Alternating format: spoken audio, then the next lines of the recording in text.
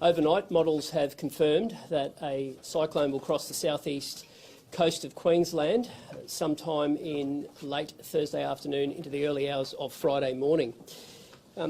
We are facing the potential that a cyclone could in fact cross the coast on high tide in the middle of the night, and we're asking Queenslanders to prepare for that, and we are here today to tell you that we are preparing for that right across all levels of government and agencies to support this state in a difficult period of time.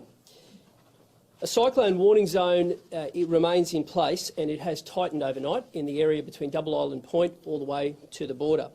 And that impact zone will continue to narrow as the cyclone approaches, and we will update Queenslanders as that occurs. It's critical that people make themselves aware of the storm tide zones and the impacts on them and their property.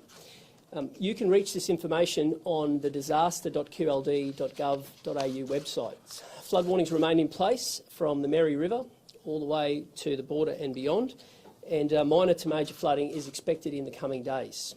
If you are in a storm tide zone, or if you're in an area where you know there's riverine flooding, you really need to consider and think about your evacuation plan now. We recommend that you stay with family and friends.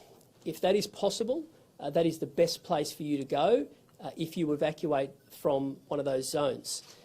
If you don't have that option available to you, you may look to go to accommodation like a motel, but those evacuation centres exist if you don't have any other options. It should be a last resort, but they are there and they are in place, and we're making sure that Queenslanders are aware of that as this unfolds. If somebody's knocking at your door, they're there because they care about you, and they're there because they care about Queenslanders, and we want you to listen to those warnings and make your arrangements in place. If you're not in one of these zones, if you're not in the storm tide zone or one of those riverine flooding areas, the safest place for you is in your home, and that's the vast majority of Queenslanders.